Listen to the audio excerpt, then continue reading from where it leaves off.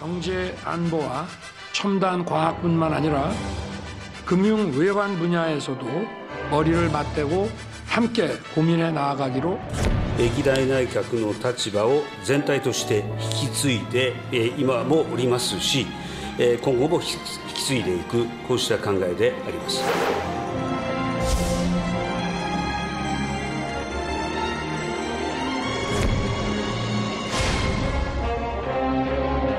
기시다 총리는 앞서 한일 관계 개선을 주도한 윤 대통령님의 용기 있는 결단을 높이 평가하며 이에 조금이나마 보답하는 마음으로 이번 답방을 결심하게 되었다고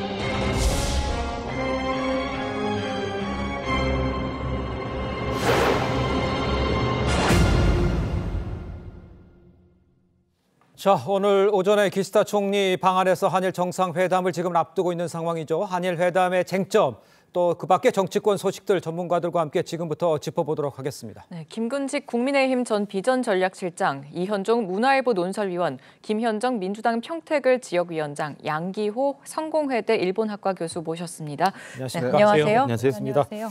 네, 주제 바로 보시죠. 자, 기시다 총리 첫 일정으로 동작동 국립현충원을 참배를 했습니다. 일본 총리의 현충원 방문 12년 만에 다시 이루어진 거죠. 네. 먼저 양기호 교수님께서 일본 방문 또 현충원 참배 어떤 의미가 있는지를 먼저 짚어주시죠. 뭐 지금 이제 12년 만에 셔틀역의 복원이고 또 제일 먼저 현충원에 가지 않았습니까? 그렇습니다. 근데 거기에 대해서는 한국의 역사에서 많은 분들에 대한 어떤 존경의 이음을 표시한 거니까 그 나름대로 저는 예의는 지금 다 하고 있다고 보고요. 네네. 단지 앞으로 이제 가장 중요한 것은 어떤 기자회견에서 과거사에 대한 어떤 코멘트가 어느 정도 나올 것인가 이 부분인데 글쎄 지금 상태로서 좀 큰 진전은 기대하지 어렵지 않을까 하는 그런 생각입니다. 그렇습니까? 그렇지만 이제 기본적으로는 이게 김대중 오부치 공동선언에 대해서 윤석열 정부도 강조를 하고 있고 그 부분에 대해서는 일본 측도 공감대가 있기 때문에 적어도 기대치로는 역사를 직시하면서 미래를 지향한다는 정도의 수준의 발언이 나오면 좋겠지만 적어도 지금 단계로서는 김대중 오부치 공동선언의 정신을 계승한다 정도가 맥시멈 정도가 아닌가 하는 그런 예상도 나오고 있습니다. 조금 더 이제 지켜봐야 될 것 같습니다. 알겠습니다. 또 기시다 총리는 오늘 아침 이번 회담에서 윤 대통령과 솔직하게 의견 교환을 하겠다 이런 말을 했는데 직접 들어보시죠. 狙いと申し上げるならば、まずユン大統領とは信頼関係に基づいて率直な意見交換を行いたいと思っています。 자, 저게 이제 출발 전에 이제 기시다 총리 한 말이었습니다. 12년 만에 한일 정상 셔틀 외교 복원이고 또 선거에서 자민당 압승으로 자신감을 얻은 이 기시다 총리. 과거사에 대해서 진전된 메시지를 내놓을지 이제 이게 관측이 주요 관점이죠.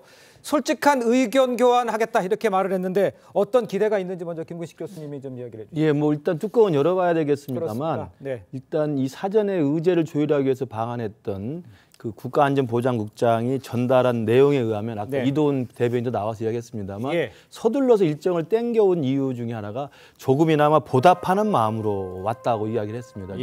그 말에 일정 정도 좀 기대를 좀 걸어봐야 되지 않나 생각을 하고요. 그러니까 지난 3월에 우리 윤석열 대통령이 동경에 가서 정상회담을 했을 때는 선제적으로 우리가 강제징용 문제를 제3자 변제 방안으로 매듭을 풀어준 거거든요. 그래서 돌아와서 윤 대통령이 상당히 많은 곤혹스러운 입장도 취하고 그랬습니다만 그런 내용을 잘 알고 있는 상황이기 때문에 조금이나마 보답하는 마음 그리고 지금 돌아와서 허심탄회한 대화를 나누고 싶다 그런 이야기를 하고 지금 현충원 참배도 물론 12년 만에 이루어진 겁니다만 저게 순국선열과 호국영령이 잠들어 있는 곳입니다만 저게 6.25 전사자뿐만 아니라 독립운동가의 무덤도 같이 있는 거거든요. 저는 그런 맥락에서 본다면 과거사에 대한 그 정확한 직시 이런 것들에 대해서도 기시다 총리가 이번 정상회담과 기자회견을 통해서 지난 3월에 역대 내각의 입장을 계승한다는 정도에서 한 발짝이라도 좀 진전된 전향적인 발언이 나오기를 기대해보고 또 그렇게 또 생각을 좀 하고 있습니다. 알겠습니다. 그런데 지금 일본 언론 보도들을 좀 보면요. 기시다 총리의 방안이 한미 정상회담 직후에 일본 측이 먼저 타진을 해서 이루어졌다고 보도를 하고 있는데 일본이 먼저 이렇게 나선 이유가 좀 있을까요? 그러니까 원래 예상은 이제 뭐 이 5월달에 있을 5월 말에 있을 이제 G7 회담 그 이후 정도가 되지 않겠는가라는 예상이 있었는데요. 굉장히 이제 한미 정상회담이 끝나자마자 바로 한일 정상회담에 대한 이 전망이 나왔고 바로 이제 기정사실화가 됐고 아마 우리 대통령실도 굉장히 그 때문에 준비가 빨라졌던 것 같습니다. 아마 그 측면은 일단 기시다 총리가 어느 정도 국내적으로 조금의 자신감을 회복했다. 즉 선거에서 이기고 또 지지율이 상승을 했고 예전에 아마 기시다 총리의 또 국내 입지가 그렇게 썩 탄탄하진 않았거든요. 그런데 이제 선거나 이런 걸 통해서 좀 탄탄하게 다졌고 또 한편으로는 일본 내에 한국에 대한 이미지가 많이 좋아졌다는 또 그런 것도 있을 거예요. 예. 근데 결정적으로는 이번 우리가 한미 정상회담을 통해서 워싱턴 선언을 체결했지 않습니까? 그렇습니다. 즉 핵과 관련된 이 어떤 새로운 협정을 체결한 거거든요. 네. 사실 협정과 같은 그런 공동선언을 채택한 것이기 때문에 예. 특히 이 북한 핵에 대한 위협을 여전히 느끼고 있는 일본 입장에서는 뭔가 자신들도 이와 관련된 대책 마련이 필요하다라는 것들이 좀 있었을 겁니다. 예. 즉 한미 간의 워싱턴 선언을 통해서 핵의 문제에 대한 어떤 이 새로운 선언을 했다라 그러면 일본도 가만히 있을 수 없는 상황이고 그래서 이번 회담에서 이제 한미일이 이 관련된 뭔가 확장된 어떤 토론이 있지 않겠는가라는 전망하는데 우리 정부 입장에서는 그건 조금 시기상조다라는 입장을 밝히고 있지 않습니까? 아마 기시다 총리 입장에서도 북한 핵에 대한 공동의 위협들을 대처하기 위한 안보적 협력 이런 것들도 아마 필요했을 거지 않을까 싶습니다. 알겠습니다. 이현정 위원께서도 지적을 해주셨습니다만 이번 다뤄질 의제 중에서 안보 이야기를 좀 언급을 해주신 것 같은데 김현정 전 대변인께서는 의제 중에서도 특별히 어떤 거에 좀 중점을 두고 지켜보고 계시는지 그것만 좀 말씀해 주시죠. 사실 지난번 첫 3월달에 했던 한일 정상회담에서 우리 한국이 너무 퍼주기 외교를 하고 실리를 챙기지 못했다라는 비판들이 있잖아요. 그 이후에 우리가 이제 나머지 미래를 위한 결단을 한 것이고 일본이 반컵을 채워줄 것이다라고 했지만 실질적으로는 많은 청구서만 지금 저희가 받아든 그런 상황 아닙니까? 그래서 그 청구서 중에서 진정 어린 과거사에 대한 사과가 좀 있어야 될 것 같고 그다음에 그 독도 영유권의 문제도 있고요. 그다음에 후쿠시마 오염수 문제 이것은 대단히 국민의 생명과 안전과 직결된 문제여서 대단히 중요한 문제이거든요. 사실은 이번에 그 한일 회담이 G7 기간에 열리는 한미일 정상회담의 전초적 성격을 갖는다라고 국민들은 생각하고 계시거든요. 그래서 주요 의제들의 조율도 양국의 안보 실장들이 협의를 한 거로 봐서는 안보 분야에 한정될 가능성이 높다. 그런 우려가 저희 민주당 입장에서는 갖고 있고요. 그런데 이 과거사의 문제에 대해서 정리되지 않은 한일 관계 개선은 사실은 국민들에게 정서에도 맞지 않거든요. 그래서 제가 조금 전에 말씀드린 과거사에 대한 진정 어린 사과, 그리고 후쿠시마 오염수의 문제, 독도 문제 등 우리 한일 정상회담 이후에 일본이 우리에게 제기했던 내용들에 대해서 명확한 일본의 입장들을 받아내고 한국의 입장을 반드시 전달해야 된다 이 말씀을 드립니다. 알겠습니다. 양 교수님께는 이렇게 여쭤볼게요. 지금 일본에서 바라보는 이 한미 정상회담, 특히 안보 분야에서는 어떻게 언론들은 보고 있는지를 먼저 짚어주시고요. 이 북한 핵미사일 정보 실시간 공유 뭐 이런 이야기도 나오고 있습니다만 그런 거에 진전이 있을 수 있을지 그런 거는 어떻게 전망을 하십니까? 일본에서는 지금 상당히 중요한 관심사입니다. 한미 정상회담에 대해서는 시시각각 일본 측에서 보도가 됐거든요. 그런 점에서 굉장히 관심이 많고 특히 이제 한국과 미국이 핵을 이제 협하는 해부체를 이제 정보를 공유하는 그런 어떤 플랫폼을 만든 것 자체에 대해서는 아주 자세하게 보도가 됐습니다. 그런 점에서는 일본도 가능하면 이 문제에 대해서 한미가 공동의 정보 공유가 가능한 시스템으로 만들고 싶다는 생각은 분명히 있다고 보고요. 그것은 지금은 이제 제가 보기에는 중간 단계 또는 이제 히로시마 G7에서 한미일 정상회담이 5월 21일 날 확정이 됐습니다. 그 상태에서 일부 진전된 이야기가 나오지 않을까 하는 생각도 있습니다만 그럼에도 불구하고 저는 이것이 지나치게 한미일 간의 안보 협력적으로 나가게 되면 중국이라든지 지금 북한 쪽에서 매일처럼 지금 연일 비난을 하고 있거든요. 근데 그런 점에서는 반작용도 역시 감안을 하면서 특히 이제 일본 국내 내에서 헌법 개정에 대한 이번에 오기 전에 바로 이틀 전에 지금 기시다 총리가 자위대를 국군으로 해가지고 헌법 개정하겠다고 이야기를 했거든요. 근데 그런 부분도 종합적으로 판단하면서 우리가 하나하나 추진할 필요가 있지 않나는 생각이 있습니다. 또 다른 민감한 좀 부분도 있는데 이 후쿠시마 오염수 방류 문제 이게 또 의제가 될지 주목이 됩니다. 오염수 관련 조사를 양국이 함께 하는 것도 좀 협의의 여지가 지금은 있는 것으로 알려졌는데 이걸 두고 여야의 입장은 사실 좀 다르거든요. 교수님은 어떻게 보십니까? 저는 이게 기본적으로는 이번에 다뤄야 된다고 봅니다. 왜냐하면 다음 달에 지금 IAEA 국제원자력기구에서 최종 보고서가 나옵니다. 근데 그럴 경우에는 7월 달부터 방류한다는 것이 일본 정부의 기본적인 입장이거든요. 그것은 2021년 4월에 이미 일본 원자력 규제위원회에서 방류가 가능하다고 이미 결론이 났습니다. 근데 그렇기 때문에 이것이 만약에 방류될 경우에는 이것은 말하자면 뭐 국내 수산업 종사자뿐만 아니라 국민의 건강 주권에 직결되는 문제거든요. 그런 점에서는 사실은 문제는 뭐냐면 후쿠시마 어민들과 수역 관계자들이 굉장히 반대를 하고 있습니다. 일본 국민들도 사실 굉장히 부정적이고 그런 점에서는 이 문제는 사실 과거 문제가 아니라 현재와 미래 문제이고 우리의 젊은 세대들이 당장 피해를 입을 수도 있거든요. 또 경제에 이게 살이 걸린 문제입니다. 그런 점에서는 조금 더 직접적으로 이 문제에 대해서는 오염수 방류는 안 된다는 입장을 정확하게 일본 측에 전달할 필요가 있다라는 생각이 듭니다.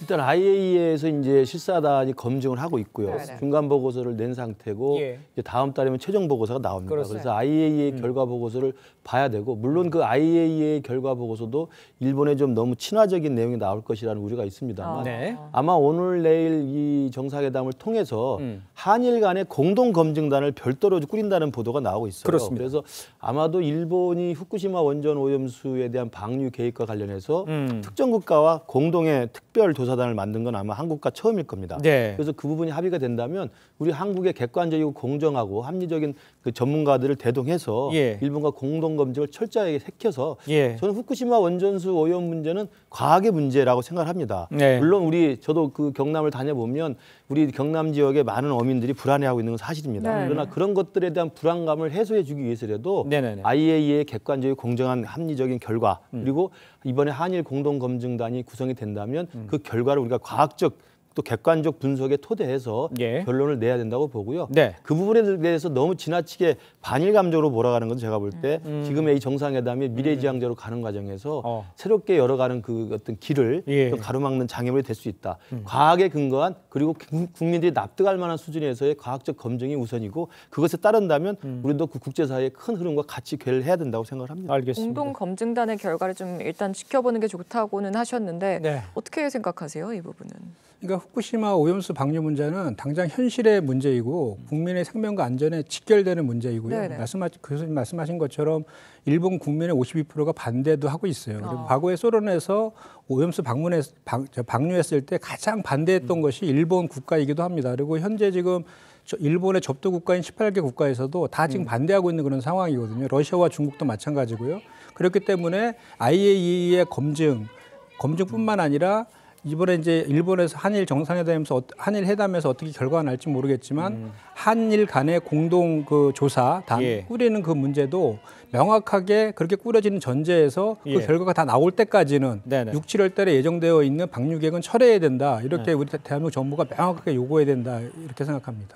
이현정 의원님 지금 얘기를 뭐 요구하는 것 당연하고 조사하는 것 당연하죠. 그렇지만 일단 IAEA가 공동적으로 조사한 단체 그 멤버 중에 우리가 들어가 있지 않습니까? 있죠. 결과에 대해서가 그렇게 뭐 불신을 하거나 이럴 필요는 없지 않을까 하는 생각도 있다는 지적도 나오는데 어떻게 봐야 됩니까? 그렇죠. 왜냐하면 뭐 이 문제는 사실은 이제 뭐 일본 당국 자체가 이 문제에 대해 아마 과학적으로 굉장히 엄격하게 할 것 같습니다. 왜냐하면 이 오염수를 지금 방류하지 않으면 지금 거의 포화 상태라는 거 아니겠습니까? 그렇기 때문에 아마 이 문제는 그래서 이 인접국들 왜냐하면 사실 우리나라만 피해 보는 게 아닙니다. 지금 뭐 미국이라든지 호주라든지 인접 이 해류를 따라서 가는 국가들이 다들 관심 있는 사안이기 때문에 이 문제에 대해서 뭐 우리나라만 뭐 피해를 본다 이런 것은 아닌 것 같고요. 이제 그렇다면 아무래도 이제 국민들 입장에서 보면 정확하게 어떤 과학적 진실이 뭐냐를 이제 국민들이 먼저 알아야 될 것 같아요.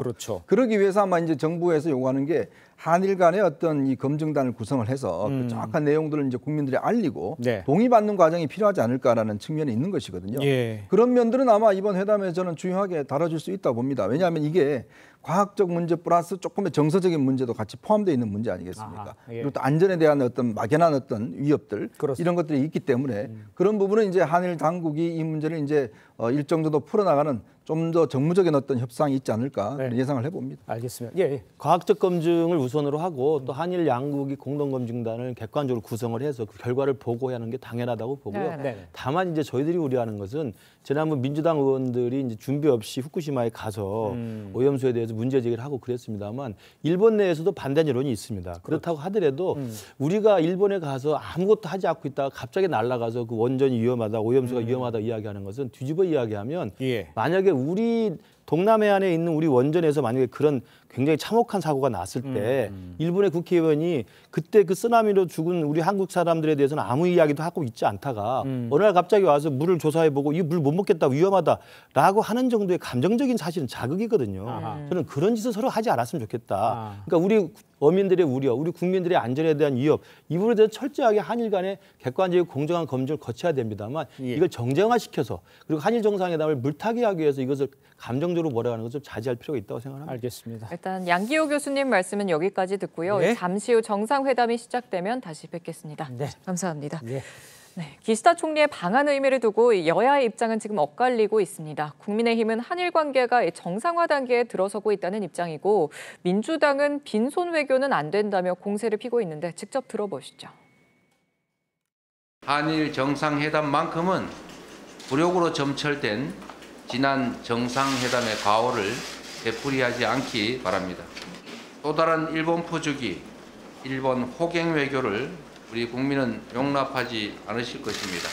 또 민주당은 국익을 외면한 채 반일 선동과 외교 성과를 폄훼하는 것에만 집중하는 모습을 보이고 있습니다. 일본에 대한 콤플렉스와 반일 감정만을 끝없이 유지하라는 대국민 가스라이팅을 하고 있습니다. 민주당은 대체 누구를 위한 정당입니까?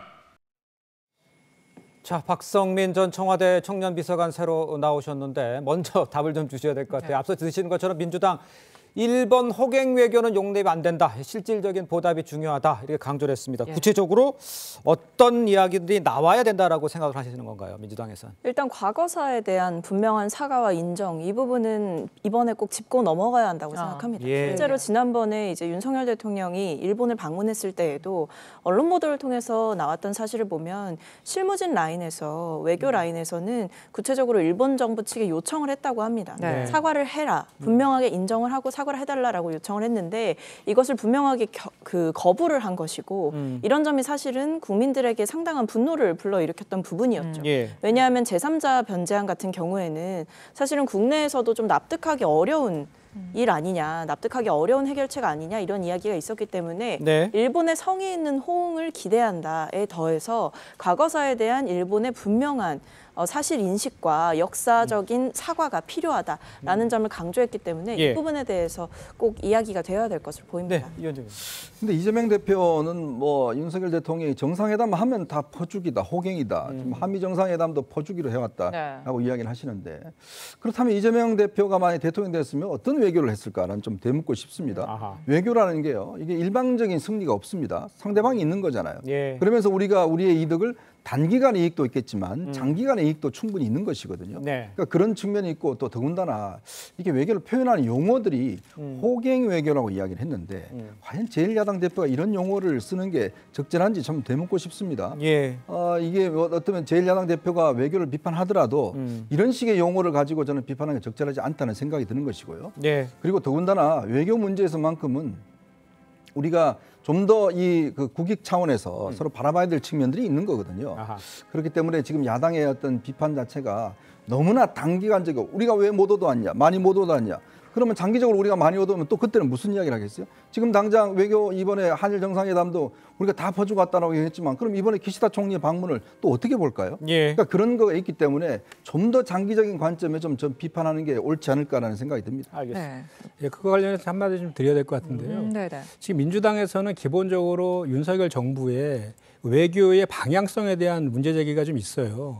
그동안에 우리가 노태우 정부 이후에 우리의 일관된 여야를 불문하고 일관된 외교 전략은 실리 외교였지 않습니까? 그거를 이번에 보편적 가치 동맹이라는 가치 외교로 이렇게 좀 전환을 하신 거거든요. 그래서 전략적 모호성을 전략적 명확성이라는 표현으로 바꾸는 이런 과정들에 있어서 실제로 외교는 국익을 최우선으로 해야 되는데 그 과정 속에서 우리의 국익들이 오히려 그 손해보는 그런 성과가 아니라 손해를 보는 그런 식으로 기결되는 것들이 많았기 때문에 그런 기본적인 그 외교 전략에 있어서 물론 어떨 때는 가치 외교도 필요하지만 우리 경제적인 측면에서의 실리 외교도 반드시 필요한 것이고 또 핵대핵, 강대강의 그 안보 전략 외에도 대화와 타협이라는 평화 전략도 병행해야 되는데 너무 한쪽으로만 치우쳐서 가고 있다라는 그런 문제 의식이 밑바닥에 깔려 있다 이 말씀 드립니다. 그러니까 실리 외교가 없다 이런 지적이십니까? 실리는 없다 이렇게 지적하시는 건가요? 실제 현재까지 결과를 보면 그렇다는 것입니다. 알겠습니다. 그러니까 민주당에서 주장하는 그런 문제 제기는 이제 제가 충분히 뭐 이해를 하면서도 지금 윤석열 정부가 지향하는 새로운 외교 안보의 밑그림을 제가 설명을 좀 드리면 과거의 탈냉전 시대의 실리 외교나 균형 외교는 맞았습니다. 그게 김대중, 노무현, 뭐 이명박, 박근혜까지도 마찬가지죠. 거의 이명박까지는 그렇다고 생각합니다. 그러니까 한국이 중국과 미국 사이에서 균형을 충분히 찾을 수 있는 시기였어요. 왜 탈냉제 시기였기 때문에.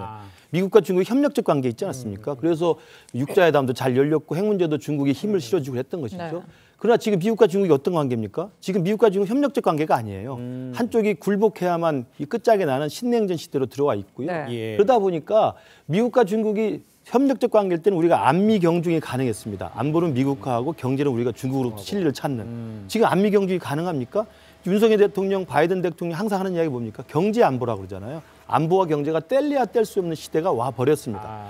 바이든 대통령이 한국에 오면 대통령 만나기 전에 이재용 회장 만나서 반도체 이야기를 하는 겁니다. 경제와 안보가 결합돼 있어요.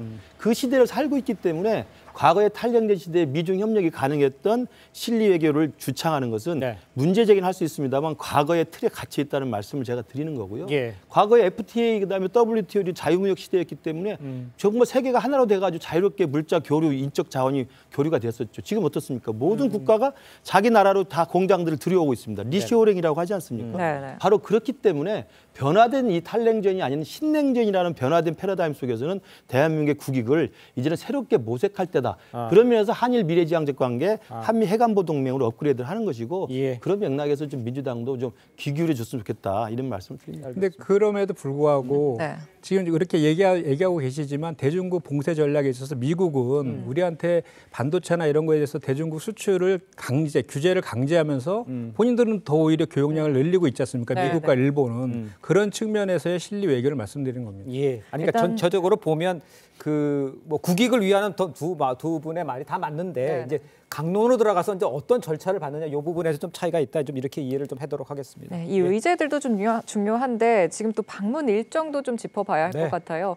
저녁 만찬 여기 또 주목이 되는데 서울 한남동 관저에서 진행이 될 것으로 전해지고 메뉴가 숯불 불고기다. 또 주류는 사케를 선호하는 기시다 총리를 위한 한국식 청주다. 이런 내용들이 지금 일본 언론에서 사실 나오고 있어요. 근데 일본 언론이 좀 만찬에 관심이 많은가 봐요. 그러니까 일본 언론도 꽤 이번에 10년 만에 이루어지는 이제 방문에 대해서 네. 많은 관심을 기울이고 있는 것 같습니다. 네. 그만큼 한일 관계가 상당히 이제 정상화됐다 과정이다 이렇게 예. 이야기할 수 있을 것 같아요.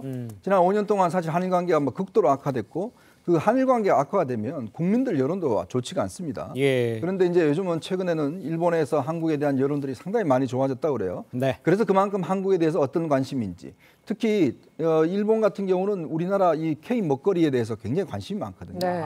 그래서 이제 이번에 일본에서도 과연 윤석열 대통령이 본인 스스로도 음식을 잘하는 걸로 알려져 있고 두 사람이서 드시는 식사가 어떤 평범한 것이면서도 불구하고 그 나라의 어떤 대표적인가. 지난번에 우리 대통령이 오므라이스 드셨잖아요. 그랬죠. 마찬가지로 이런 어떤 서민들이 줍는 음식들을 함으로 인해서 감성의 국민들 어떤 서로 정세에 호소하는 왜 윤 대통령이 미국 가서 아메리칸 파이를 불렀듯이 네. 마찬가지로 이제 숯불 고기를 먹는다는 것 자체가 일본인들한테는 상당히 친근감 있게 다가가는 뭐 저는 그런 측면도 있다는 생각이 듭니다. 알겠습니다. 뭐 민주당도 마찬가지고 국민의힘도 마찬가지입니다. 결국은 이번 정상회담을 통해서 국익을 해서 좀 했으면 좋겠다 이런 네네. 의미로 해석이 될 수 있겠습니다. 좋은 결과가 있기를 기대를 해보고요. 자, 다음 주제로 좀 넘어가 보도록 하겠습니다.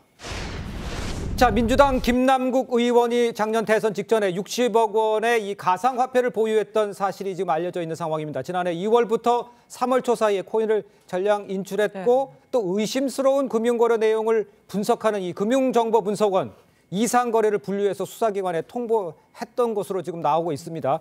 자, 이현정 위원, 이거 전체적으로 봤을 때 어디를 집중적으로 보고 있어야 우리가 좀 이해를 해야 되는 거 좀 설명을 좀 해주세요. 일단 뭐 가상화폐라 그러면 뭐 요즘 젊은 층들이 투자를 많이 하잖아요. 그러니까 가상화폐를 가지고 뭐 거래하는 거는 전혀 불법이 아닙니다. 자, 그러니까 김남국 의원이 가상화폐를 가졌다고 해서 이게 문제 삼을 일은 아니에요. 근데 뭐 지금 현재로서는 이게 재산 신고에 포함되어 있지도 않고. 근데 지금 이제 검찰이나 수사당국이 주목하고 있는 거는 뭐냐면 김남국 의원이 이 가상화폐를 그 당시 한 80만 개, 당시에 최고가로는 한 60억 원 정도 됐다고 합니다. 이게 게임 업체에서 만든 그 가상화폐거든요. 네. 그걸 가지고 있었는데 이거를 이제 지난 대선 끝나고 난 다음에 실명화되기 전에 이 가상화폐를 이제 인출을 했다는 겁니다. 인출했다는 건 무슨 의미냐면 돈으로 바꿨다는 의미도 있을 수가 있고 또 한편으로는 다른 이 가상화폐로 갈아탔다. 이렇게 의미도 해석이 되는 거예요. 근데 이게 갑작스럽게 대규모적인 이 가상화폐가 움직임이 있다 보니까 즉 FIU 금융정보분석원에서 이 흐름 자체가 좀 이상하다. 그냥 갑자기 이걸 취득을 했다가 갑자기 팔고 하는 그 과정이 보면 뭔가 왜냐하면 가상화폐는 이게 이 발행 당국의 어떤 조작 혐의라든지 이게 꽤 있고 특히 김남국 의원이 가졌던 가상화폐가 당시에 발행했던 회사가 이걸 좀 대량 보유하고 있다가 시장에 팔므로 해서 굉장히 문제됐던 회사입니다. 맞아요. 그래서 상장 폐지가 됐던 적도 있어요. 그러니까 이 부분에 대한 의심점을 좀 갖고 있는 것 같아요. 그래서 지금 현재 금융당국과 검찰이 이제 수사를 하고 있는 것 같고 또 하나의 문제는 그렇다면 이 당시에 60억 원을 과연 김남국 의원이 다 돈으로 인출했다면 재산에 들어가 있었을 텐데 없다. 그러면 아니면 다른 걸로 옮겨 탔든지 그러니까 그 부분에 대한 이제 지금 불명확성이 있기 때문에 그걸 좀 밝혀달라 이런 요구가 있는 것 같습니다. 알겠습니다. 물론 가상화폐 투자가 사실 문제가 되는 건 아닙니다. 논란이 커지는 이 첫 번째 이유는 인출 시점인데 국민의힘에서는 매도 시점이 상당히 좀 중요하다는 입장이고 민주당에서는 조사 필요성에 대해서는 일단 말을 좀 아끼는 분위기입니다. 직접 들어보시죠. 공교롭게도 매도 시점은 지난 대선일과 가까웠습니다. 매도한 자금이 어디로 갔는지 확실히 검증돼야 하는 이유입니다.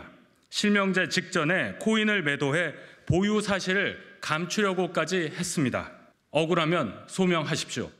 현재로서는 김남국 의원 코인 관련해서는 대변인으로서 드릴 말씀은 없습니다.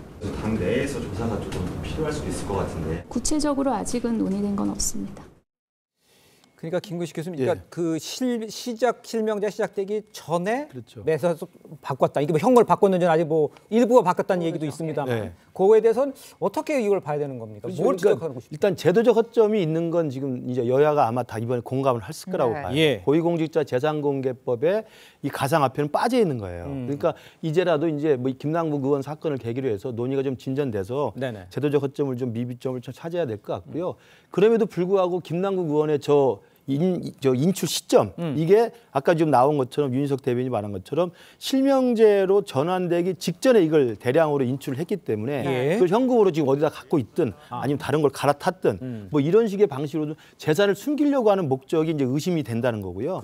두 번째로는 그 시점과 관련해서 이걸 현금으로 보유했다고 한다면 재산 공개 그 재산이 불어나야 되지 않겠습니까? 불어나지 않았기 때문에 그게 지금 어디 있는지를 설명을 해야 될 지금 상황에 놓인 것이죠. 물론 지금 뭐 김남국 의원이 무조건 불법을 했다, 무슨 뇌물이다 뭐 이렇게 말하는 건 제가 볼 때 시기상조고 그런 궁금증에 대해서 저는 김남국 의원이 곧 해명을 해야 될 거라고 보고 그 해명을 들어본 다음에 이것이 타당한 어떤 거래였는지 그리고 재산 공개 이것이 숨겨진 건 아니었는지에 대한 설명이 나와야 되고요. 특히나 지금 위원정 의원이 지적한 것처럼 유믹스라는 저 가상화폐가 제가 듣기로도 굉장히 의심스러운 거래 정황이 많은 회사로 알려져 있습니다. 그렇기 때문에 혹시라도 그 유믹스와 관련돼서 의심스러운 거래가 있었던 건 아닌지 이것도 아마 김남국 의원에게 좀 가해지는 의심적인 상황이라고 생각을 합니다. 일단 위믹스 코인은 좀 원화 거래가 가능했어서 사실 통장으로 좀 했던 그 내역이 좀 있을 수도 있거든요. 그걸 살펴봐야 될 것 같고 그러면 지금 이렇게 흐름을 규명하는데 어떻게 보면 김남국 의원이 좀 더 이렇게 나설 수 있지 않나 이런 의견들도 좀 있어요. 근데 사실 말씀하신 부분이 어느 정도 김남국 의원의 그 설명에 다 담겨 있는 부분입니다. 그러니까 예를 들면 전량 인출을 했다고 하는데 그 돈 다 어디로 갔냐라고 하는 질문에 대해서는 일부만 현금으로 바꿨고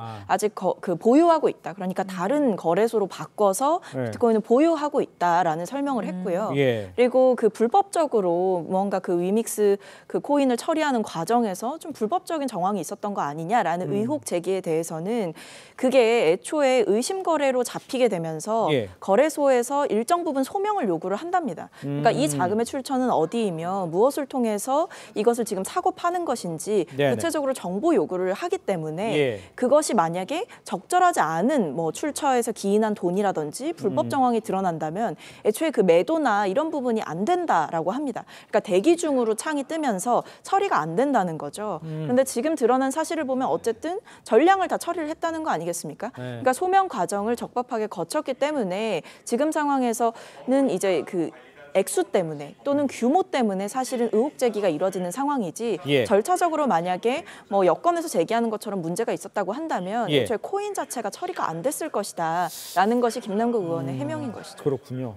자, 근데 지금 그 김남국 의원은요, 이 정치 생명과 전 재산 다 걸겠다면서 실명이 인증된 구자만 사용을 했고 자금 출처와 관련된 부분은 투명하게 소명했다 이런 입장을 추가로 지금 밝힌 상황입니다. 이런 해명은 어느 정도 충분하다고 보십니까, 이현정 의원님? 글쎄요, 예전에도 한 의원이 자기 뭐 재산 다 걸겠다고 했는데 아직까지 내놓으신지는 않은 것 같아요. 그런 의원도 있는데 아니 근데 이 해결 방법이 지금 뭐 재산 건다 무슨 정신 건다 이거는 저는 적절하지 않다고 봅니다. 재산 어떻게 걸겠습니까? 뭐 재산 다 그냥 내놓겠습니까? 그건 아니잖아요. 그리고 또 나중에 뭐 하다 하더라도 정치인들의 말을 그다음 신뢰할 수가 있나요? 그러니까 지금 우리 국민들이 열심히 하는 거는 아까 첫 번째 이야기했던 이 거래 과정에서의 또 투명성 부분이고 두 번째는 자 그렇다면 김남국 의원의 법제사법위원회에 있었습니다. 그러면 법제사법위원회에 있으면서 이 가상화폐 과세에 유예를 하는 법안에 공동 발의자였어요. 그 같으면 저 양심이 찔려서 공동 발의 못 하겠어요. 빠진 거 아니겠습니까? 딴 사람이 하더라도. 근데 공동 발의를 했단 말입니다. 그러면 충분히 자기 이해관계가 있는 거 아니겠어요? 자, 세 번째는. 근데 이 김남국 의원이 그동안 보면 원래 지난해 이 후원금 1위였습니다. 3억 4천만 원인가요? 뭐 굉장히 많이 모았더라고요. 초선 의원 측으로는 뭐 정말 최대 금액을 모았던데 본인이 항상 전 돈이 없다. 라면만 먹는다. 모텔만 한다. 뭐 그 신발도 구멍 뚫린 신발 신고 다닌다. 한 푼 줍시오. 뭐 이런 식으로 이야기하면서 후원금을 많이 끌어모았단 말이에요. 근데 알고 봤더니 야, 이 청년이 이렇게 지금 이제 40대 초반인가요? 30대 후반인가요? 청년이 어마어마한 지금 돈을 가지고 있다라는 게 대한 배신감이 솔직히 있는 거잖아요. 그동안 그렇게 없이 살면서 힘들어하고 아이스크림도 못 사 먹는다. 자기는 가면 그거 한다. 그렇게 이야기를 해놓고 이렇게 60억이나 되는 코인이 있었다? 지금 국민들이 정치인에 대한 배신감을 느끼지 않겠어요? 그러니까 그 부분에 대한 좀 해명을 요구한다는 거죠. 네, 지금 말씀하신 것처럼 발의자 본인이 법안 수혜자가 되는 경우였는데 이런 움직임은 좀 어떻게 보세요? 이현정 의원님 말씀 어떻게 들으셨어요? 21년 7월 6일 날 발의됐던 그 이해충돌 방지법 얘기하는 것 같은데 적어도 빠져야 됐었던 거 아닌가 이런 얘기가. 근데 기본적으로 이해충돌 방지법에 법률의 재개정이나 개폐와 관련된 건 이 법에 해당 사항이 없어요. 그래서 예를 들면 뭐 그러니까 그게 무슨 의미예요? 그 개폐 상황이 없다는 건 공동 발의를 한 것이 문제가 안 된다는 그런 의미로. 법률적으로는 이해충돌 방지법에 적용되지 않는다라고 이해충돌 방지법 5조 3항에 나와 있더라고요. 예를 들면 뭐 그런 것도 있지 않습니까? 우리가 다주택자들 같은 경우에도 다주택자들의 종부세 다 인하해주게 법을 개정했잖아요. 그때 공동 발의했던 사람 다주택자가 있다라고 하면 그리고 그 법안에 찬성했던 의원들도 다 이해충돌 행위에 해당되는 거잖아요. 지난번에 반도체의 투자세액공제와 관련된 것도 마찬가지인 거고 그래서 법률 개정 관련돼서는 동법에 적용은 되지 않는다라는 거고 그 법률에 적용되고 안 되고 여부를 떠나서 일단은 본인이 코인을 유지한 상태에서 이런 법안에 공동 발의했다는 것 자체에 대한 비난은 또 도덕적으로는 있을 수 있다고 저는 보는데 현재 법 체계상으로 그렇다라는 말씀을 좀 드리는 거고요. 제가 김남국 그 의원하고 어제 통화를 해봤거든요. 실제로 보니까 그 자기는 실명을 통해서 정상적으로 거래한 것이고 그 거래소에 다 증빙 자료들도 제출을 했고 현재는 일부는 현금화했고 일부는 코인으로 갖고 있는데 그 현금화된 부분들은 전부 재산신고 때 다 했다라는 것이고요. 코인으로 갖고 있는 것은 엄청 현금화된 거를 재산신고에 다시 추가해서 넣었다. 현금화된 거는 다 재산신고에 포함을 시켰고 그 코인으로 갖고 있는 거는 엄청 폭락을 해가지고 60억이 아니라 몇 억도 지금 안 남았다 이 얘기를 좀 하더라고요. 그리고 이제 그때 사실 법안에 대한 공동 발의 그때 21년도의 상황을 좀 말씀드리면 그때 한참 21년도에요. 이 코인이 뭐 비트코인처럼 메이저 코인뿐만 아니라 뭐 소위 김치코인이라고 하는 국내의 코인들도 그 당시에 이제 코인의 종류가 100에서 한 200여 종밖에 되지 않았고 그때 코로나 때문에 유동성이 엄청 풀려가지고 수십 조가 코인 시장으로 막 몰렸었잖아요. 그래서 코인 가격이 평균 뭐 7, 8배, 많게는 막 20배까지 막 폭등하고 막 그랬어요. 그때 시기에 이제 폭등한 것 같고 그 다음에 이제 이 법안 이 과세 유예하는 법안이 이제 그 발의가 됐잖아요. 2021년 7월 달에 이제 발의가 됐는데 그때 상황을 여야가 다 합의를 했어요. 대선 바로 목전에 뒀었고 그 당시 코인을 투자했던 이제 청년들이 요구가 대단히 강했었고 또 거래소에서도 이 과세 시스템이 아직 정비되지 않았다.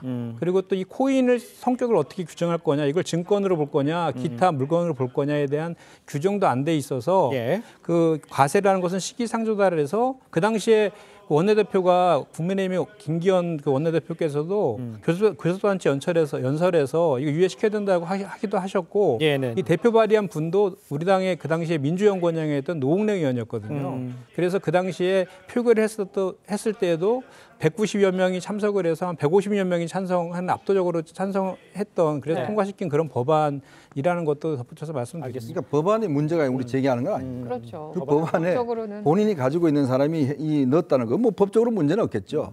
그러나 최소한의 양심은 예를 들어서 본인이 나중에 하더라도 거기에 어떤 공동 발의자로 이름을 넣는 게 적절하냐 이 문제를 지적하는 거죠. 그래서 저도 여쭤보고 싶은 게 청년 세대인 박 전 비서관께 지금 이 코인을 투자를 만약에 박 전 비서관께서 하고 있는데 억 단위 아니면 1000 단위로 이렇게 하고 있다가 투자를 하고 있는 와중에 이 과세 시기를 유예하자는 법안 공동 발의하실 수 있으실까요?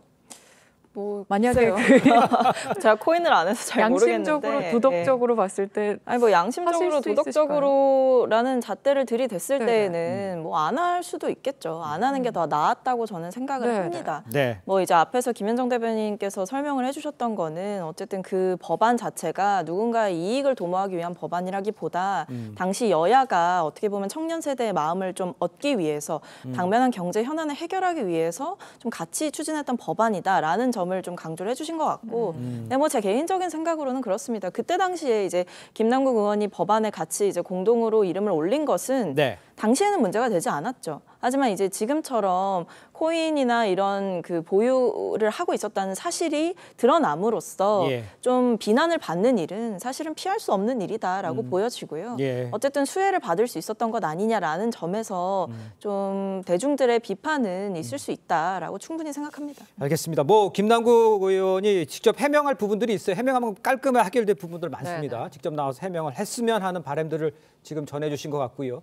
그런데 이제 김남국 의원은 과거 정치 후원금이 한참 모자르다면서 도움을 청하는 모습을 보이기도 했습니다. 직접 들어보도록 하겠습니다.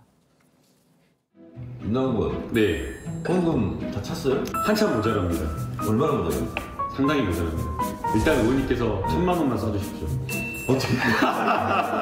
호수 한번 하세요. 저도 보고. 정말 만약 조금만이라도 후원을 해주신다면 정말 더 큰 좋은 정치로 보답하겠습니다. 좋은 의정 활동에만 쓰도록 하겠습니다. 네. 많이 좀 도와주십시오. 뭐도 말이 많아요. 한푼 주십시오 이게. 한푼 주십시오. 네, 이현정 의원님 아까 말씀하신 것처럼 법적으로는 문제가 없을 수 있어요. 하지만 이게 논란이 계속 더 커지는 게 김남국 의원이 과거에 좀 낡은 운동화 사진 공개하기도 했고 아이스크림 하나 편의점에서 안 사 먹는다 이런 말까지 했으니까 이게 좀 그렇죠. 그러니까 이제 일단 저 부분에 뭐 수상한 거래라든지 그다음에 지금 자금 출처라든지 그다음에 인출해서 그것이 어디 있는지는 이제 본인의 해명을 들어봐야 되고 아마 이제 검찰이 수사에 뭐 시작을 했다고 하니까 한번 결과는 봐야 될 것 같고요. 문제는 이제 도덕적 비난에 대한 이제 일종의 실망감이라고 봅니다. 그 김남국 의원이라면 잘 아시는 것처럼 검수완박을 추진했던 철험의 회원이기도 하고요. 그다음에 이재명 대표의 후보 시절에 수행실장을 맡았던 이재명 대표 최측근입니다.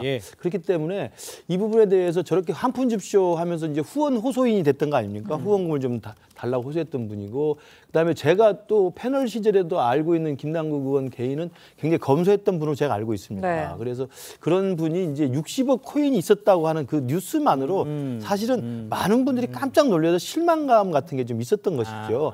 아니 한 푼 줍쇼 한 푼 줍쇼 하면서 후원금을 꽉꽉 채웠다고 했는데 어떻게 저렇게 수십억에 도는 가상회표를 가지고 있었던 사람이 그럴 수 있느냐라는 게 있고요. 그래서 저는 민주당이 갖고 있는 도덕적인 어떤 정당성을 계속 강조하는 그런 분위기 그리고 그 김남국 의원이 갖고 있는 어떤 정의로움, 검수완박 그다음에 뭐 이런 역사에서의 자기 스스로의 어떤 정당성들을 주장하는 그런 분이 이거 한 푼 줍쇼 했는데 수십억이 있다고 하니까 뭐 법적 뭐 위반 여부를 떠나서 도덕적으로 좀 깜짝 놀랐다. 저도 개인적으로 깜짝 놀라서 어떻게 앞다르고 뒤다를 수 있냐 이런 식의 이제 감정적인 생각을 하게 되는 거죠. 그래서 차후에 어떻게 이제 해명이 되고 정리가 될지는 지켜봐야 될 것 같습니다. 그러니까 도덕적인 비판이나 이런 것들을 이제 김남국 의원이 이제 해명을 하면 되는데 이 부분은 우리 패널들이 어떻게 생각하는지 또 시청자 여러분 어떻게 생각하는지 좀 생각을 해볼 필요가 있어요. 근데 어제 이제 김남국 의원이요 한동훈 검찰의 작품이라고 생각한다 이러면서 윤석열 정부 실정 덮으려는 술수로 규정을 해버렸습니다. 글쎄요, 이 뭐 한동훈 장관이 여기 반박을 했어요. 요거는 어떻게 이해를 하십니까? 요 부분. 그러니까 한동훈 장관이 한마디로 이야기했죠. 내가 투자라고 이야기했나? 본인이 투자해놓고 왜 또 그걸 한동훈 책임으로 돌릴까? 네. 저는 이재명 대표하고도 또 비슷한 측면이 있는 것 같아요. 이재명 대표 본인이 대장동, 그다음 성남시장 하면서 다 일 벌어진 거를 검찰의 기획수사라고 이야기를 하는 건 마찬가지로. 예. 지금 이 김남국 의원도 아니 본인이 투자해서 많은 수익 여기서 올렸잖아요. 예. 그래놓고 이게 지금 보도가 되니까 이게 다 한동훈 검찰에 하는 것이다. 검찰이 뭘 했길래요? 네네. 검찰이 뭐 수사했습니까 지금? 검찰이 그 이상기록에서 FIU가 했는 거 그 이상 뭐가 있어요? 예. 그러니까 참 모든 책임을 본인이 자꾸 어떤 책임에 대한 어떤 이 도덕적 책임에 대한 걸 이야기하기 이전에 자꾸 검찰한테 떠넘기는 습관이 있는 것 같아요. 아니 지난 대선 치고 난 다음에 그 대선 지고 많은 지지자들이 정말 통탄해하고 마음 아파할 때 방산 주식 거래한 분이 누굽니까? 대표지잖아요. 자 그런 상황에 그때 또 이렇게 대규모 지금 코인을 빼서 다른 데 올리고 현금화하고 그렇게 정신이 있었던 분이 누굽니까? 예. 본인이잖아요. 그래갖고 그걸 왜 한동훈 장관한테 책임을 떠돌려요? 자기 책임을 지지 않고. 이번에 또 검찰 핑계를 댄다 뭐 이런 입장이신 것 같은데. 그러니까 이제 거래소에서 FIU 금융정보분석원에다가 보고를 하면 거기서 이제 이상거래가 있었다 그래서 수사거래를 한 거잖아요. 그러니까요. 근데 수사에서 이제 수사를 했는데 실제로 계좌에 대한 영장 신청을 했는데 기각당했다는 것 아닙니까? 네. 그래서 김남국 의원의 말에 의하면 본인이 아까도 제가 말씀드린 것처럼 거래소에다가 그 뭐 자금의 출처라든지 그 실명 인증이라든지 지갑 주소라든지 이런 증빙서류를 다 제출을 했기 때문에 그 제출한 것을 그 수사기관에서 확인만 하면 이것이 정당한 불법이 없다는 걸 확인할 수 있었을 것이고 그렇기 때문에 영장 청구가 기각됐을 것이다. 압수수색 영장에 대한 발부율이 99% 아닙니까? 그럼에도 불구하고 기각된 것은 수사의 필요성이 없다라고 이제 판단이 됐음에도 불구하고 강제 수사를 계속 이어가는 것은 과잉 수사를 하는 것이다라는 주장을 지금 하고 있는 것이고요. 예. 또 하나는 지금 이게 대단한 민감 정보 아니면 금융 정보나 이런 것들은 대대 민감한 정보인데 이런 정보들이 언론을 통해서 지금 나오고 있는 것은 결국 수사기관에서 그 기밀들을 흘린 것 아니냐. 그래서 결국은 이것도 피의사실 공포나 이런 거를 통해서 본인에 대한 기획 수사를 하고 있는 것 아니냐는 의혹을 지금 제기하고 있다 이렇게 보시면 됩니다. 다음 주제 보겠습니다. 자, 민주당 전당대회 돈봉투 의혹 짚어보겠습니다. 검찰은 구속영장이 한 차례 기각된 이 강내구 전 감사에 대해서 정당법 위반과 뇌물 혐의로 영장을 재청구했고 내일 오후 영장 실질 심사가 열립니다. 검찰은 강 전 감사가 증거인멸에 나섰다고 의심하고 있기 때문에 법원에서 인정될지 이게 지금 관심사인데 어떻게 보세요? 이번에는 어떨까요? 이제 검찰 같은 경우 이제 처음에 청구했던 구속영장이 이제 기각이 됐기 때문에 이제 12일 만에 다시 영장을 좀 보강해서 재청구를 한 거고요. 저는 지금 이 돈봉투 사건을 수사를 좀 강제 수사를 좀 속도감 있게 하기 위해서는 이 강내구 회장을 구속해서 신병을 확보하는 것이 사실은 키입니다. 왜냐하면 처음에 자금을 마련해서 전달해준 최초의 이 중요한 키맨이기 때문에 강내구 회장을 신병을 확보할 수밖에 없는 상황이기 때문에 저는 재청구를 한 것으로 보이고요.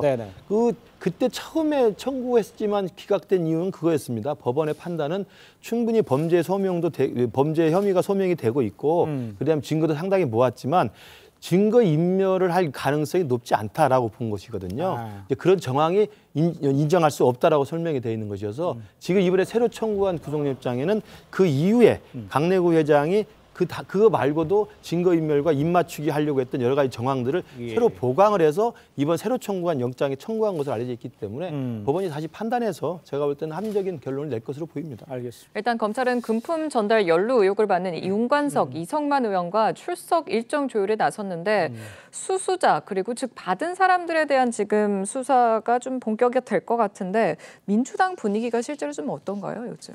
네, 일단은 그 일보의 진전이 있었죠. 이제 그 이성만 의원과 윤관석 의원이 자진 탈당을 이제 결정을 했고 그 과정에서 뭐 이재명 대표를 비롯한 지도부가 상당히 공을 들여서 좀 설득을 했다라는 이제 전말이 밝혀지면서 어쨌든 그런 그 결정을 내렸기 때문에 당과 일시적인 분리가 지금 이루어지고 있는 상황이다라고 당은 판단을 하는 것 같고 이제 한 고비를 넘겼다라고 생각을 하면서도 동시에 이제 박강원 신임 원내대표는 그런 이야기를 했더라고요.